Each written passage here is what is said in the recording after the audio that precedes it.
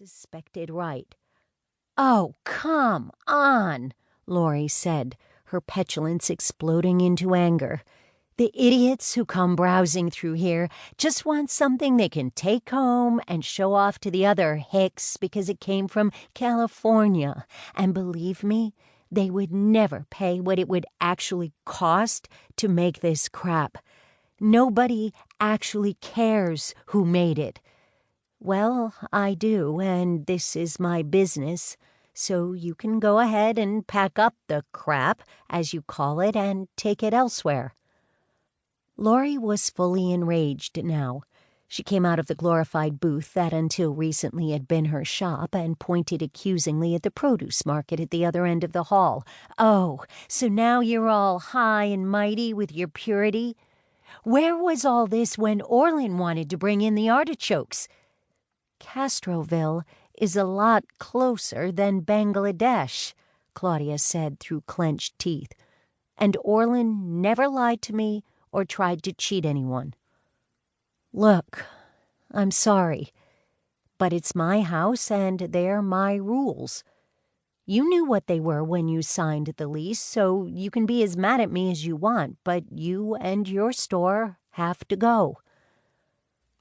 Claudia braced herself for another outburst, but none came. Instead, Lori started wandering around the empty market like she was looking for inspiration in the jars of pickles or wheels of cheese.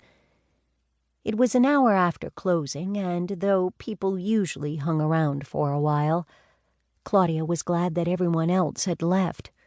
At least, she thought they had. But a flicker of motion in her peripheral vision had her worried.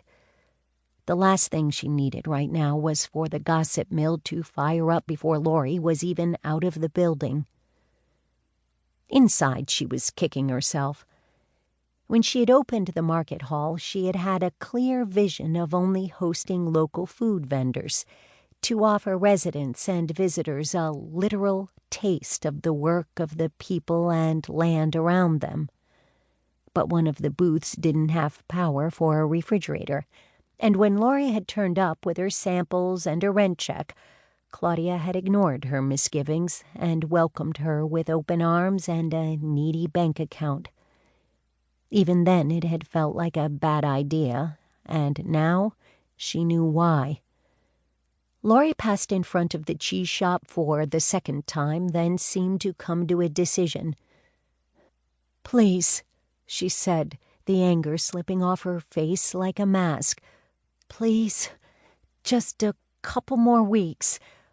I just need the space for a little while longer. I'll take all the handmade signs down, lower my prices. It's really important. You've got to let me stay." "I'm sorry," Claudia repeated, "but this is my business, and I've got to enforce some standards. The whole point of people coming here is so they can get something local and authentic. If we don't have that, we have nothing." "But I only need a little more time," Lori was pleading now, almost whining. "You have to." Claudia shook her head. 3 days. And no sales." Claudia escorted Lori to the door and locked it behind her. Not that it would make much of a difference. All of the vendors had keys, and most of them made copies. The best she could do was watch until Lori's car was out of the parking lot and hope her erstwhile tenant wasn't about to try anything more stupid than she already had. Claudia made a mental note to call a locksmith in the morning. She was about to leave when she remembered the impression she had had of someone else being in the building. She wasn't terribly worried about break-ins, aside from the fact that they were in the snooziest coastal town that ever lost its fishing fleet. There was nothing to steal besides various food items and some inauthentic textiles. But a raccoon had snuck inside a few months back and raised havoc among the salamis, so she thought she had better go back and check. The market didn't have a lot of enclosed spaces. It was just a large rectangular building with a corridor down the middle.